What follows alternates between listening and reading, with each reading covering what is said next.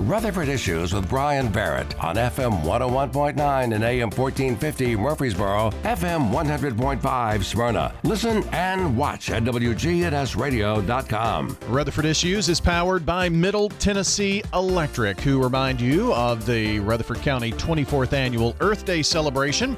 It is coming up on Saturday, April 26th. It will be 10 a.m. until 2 on the Murfreesboro Square.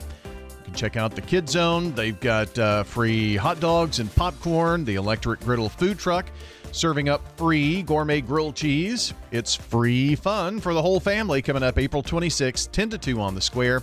You can find out more at rcearthday.com. Well, we're going to find out more about what's going on with the Heart of Tennessee chapter of the American Red Cross. The executive director, John Mitchell, is joining us this morning. And, John, I would have to think it's been a pretty busy time for you guys of late. Yeah, it sure has, Brian. The spring storms, has had a big impact on what we do. And before I go into some detail about that, I want to stop long enough to thank all of our volunteers. We do that all the time, but April is Volunteer Appreciation Month, so we definitely couldn't do what we do without our volunteers. Matter of fact, I've said it before, 90% of all of our service delivery comes from volunteers. And they've been quite active, during the spring storms,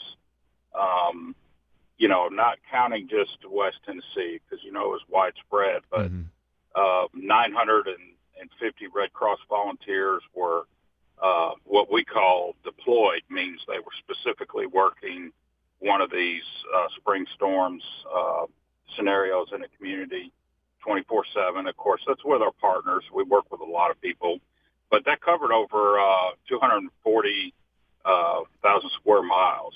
So, it's a big area to cover, but our volunteers are willing to get in a car or do what they need to get to a place to help somebody in their greatest time of need.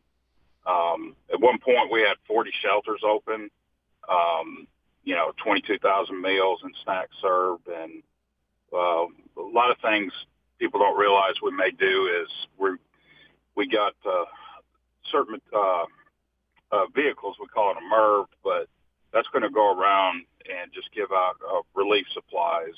That could be cleanup kits, shovels, rakes, tarps, whatever they need. As soon as the weather clears, we're going to get out there and offer sheltering, offer feeding, and offer some help with the supplies they need to get back on their feet. Yeah, no, our Eastern Arkansas, Western Tennessee, seemed to take the brunt of the tornadic storms, but there were still plenty of outages and power lines down and things of that nature. Even with a little storm that came through yesterday, there were, about 5,000 people in Laverne without power. So definitely the spring season has been pretty rambunctious. In terms of the counties that you serve, were there any touchdowns in the counties that you serve specifically, or were you deploying to other service areas of the Red Cross? In this case, we were deploying more so to Clarksville, Dyersburg, Selmer, Tennessee. Jackson was our command center for our operations, and it's really kind of ironic when you look at our map. It kind of goes state line to state line with a kind of a tilt. That's and if you follow that tilt, that line, that's about where the storms, the severity of the storms kind of stopped right up there on the Nashville part, and we didn't have to deal with it too much here. But then again, we've got some volunteers that as soon as they see what's happening, they put in the computer that they're deployable or willing to go, and within sometimes even before landfall, but, right after it's safe. Safety with our volunteers is key. They're on the ground in an impacted area, whether it be sheltering or not long after sheltering, we're going to send volunteers out to do disaster assessment. And that's where when somebody has a home that's either major destroyed or totally destroyed, they'll be eligible for some financial assistance to take their next steps. John Mitchell is here with us, Heart of Tennessee chapter of the American Red Cross. And when you mentioned Clarksville, it made me think we haven't even touched on the flooding aspect of it. And, when there's flooding, John, you've seen it before, especially in several disasters, maybe, hurricane-like disasters. But flooding, I mean, your home may still be there, but it's destroyed from the inside out. Yeah, I mean, I've walked into a home down in Florida, and I think they call it a muck out, where basically once that flood comes in there to a certain level, they have to strip the drywall. It's almost like you see a house being built and you see the 2x4 structures, and then it takes form. It's almost like a reverse part of that you have to empty everything out of the home. You have to take the drywall up to a certain point and, redo it. It's a big process. So it really does stop somebody's life and puts them in a situation that, they didn't see themselves in the day before it happened. That's for sure. Yeah. I remember seeing a picture from this last week in Bogota, Tennessee, and there was this one piece of property, and you could tell that it was a couple of acres or whatnot. Very nice big home. They had a pool, all that good stuff. So they spent a lot of money. It's probably multi-million-dollar home, but they had built a levee around it, around the home and around the property, and that was the only thing not covered by water.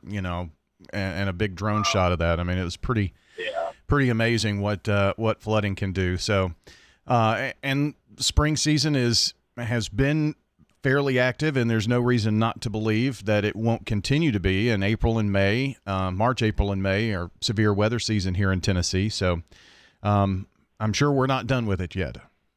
No, we're not. And, it affects us in certain ways. So this being Volunteer Appreciation Month, we've already had to cancel or change a few of the meetings just because the volunteers that we wanted to recognize are already out doing more. That being said, we still have one major event on the books that we will not change. April the 26th. I know you mentioned that for Earth Day. Right. Middle Tennessee Electric, they're just a great partner for everybody. So April 26th, we will be in the Patterson Park First Baptist Church, Castle Street. First Baptist is our event sponsor for a Sound the Alarm, Save a Life smoke alarm install. So this is a great opportunity. If you want to come out and help the Red Cross, you could just show up that day. We can I'll send you something if you want to put it on the website. It'll have a QR code or a link. And you can come out that day and walk around with a group of 4 or 5. We'll do a Homes Made Safer presentation at a home. When they say they need smoke alarms for free, we'll put up, smoke alarms throughout their house.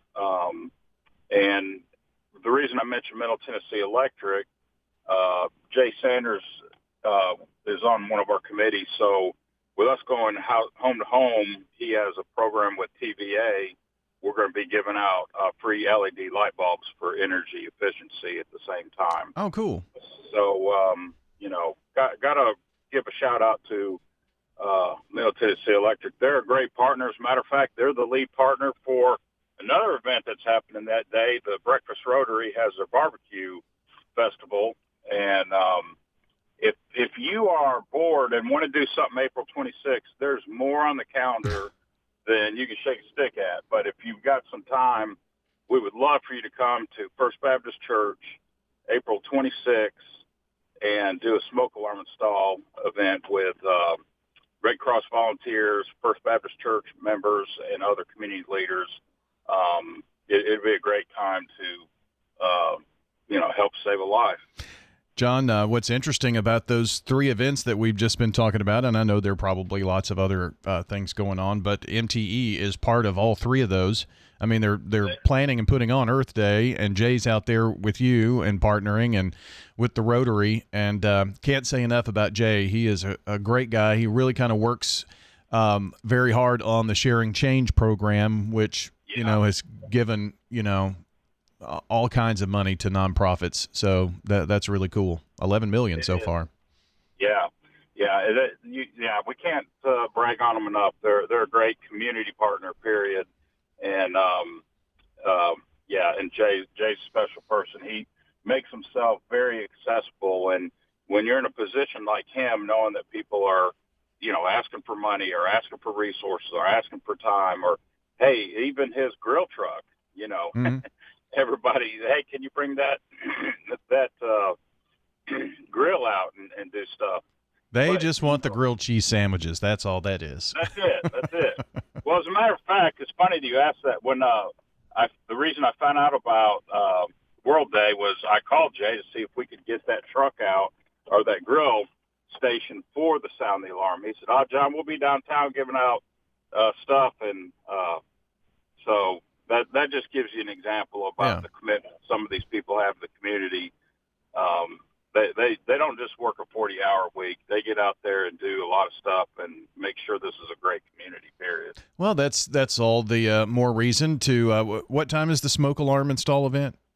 Yeah, 9 a.m. If we'll promote it, but even if you just want to show up, 9 a.m. First Baptist Church, Castle Street. We'll assemble our teams and go out and make an impact in that community that morning. Well, we've got it all planned out for you then. You go to the breakfast event from Rotary, and then come over to the smoke alarm install on at First Baptist on East Castle, and then Earth Day is 10 to 2, so you got plenty of time, and you can still get those grilled cheese sandwiches. And then save a little room and go over to the barbecue later on. So you could just go crazy on the 26th.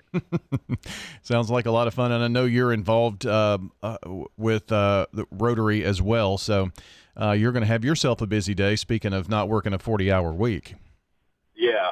Well, actually, I'm kind of promoting a side group. I'm in the noon Rotary, and that's the breakfast Rotary. Okay. That's doing that. So I am trying to see where I can make it, and I'll give a shout-out to one more of our good friends. David Coggin does a great job over at Barnabas Vision, and even late that afternoon, he's doing a fundraiser.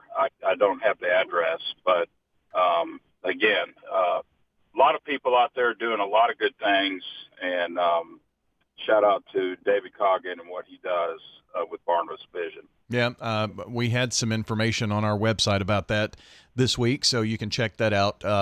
Just go to WGNSradio.com, and I think you can find that. Might have been an interview as well, but I know David was up here just a few days prior, so a lot going on and a lot of great stuff. And, John, we appreciate the work of all of the volunteers with the Heart of Tennessee chapter of the American Red Cross. It's Volunteer Appreciation Month, and we certainly appreciate each and every one of them. Well, we appreciate you, Brian, and WGNS. If you think about it, you guys are the central unit and when people need to find something out, they know they can go to you, and we appreciate your all's communication. Well, that's awesome. Thanks for saying so. John Mitchell with the Heart of Tennessee chapter of the American Red Cross joining us here this morning on Rutherford Issues. If you missed part of the program, you can check WGNSradio.com under podcast and Rutherford Issues.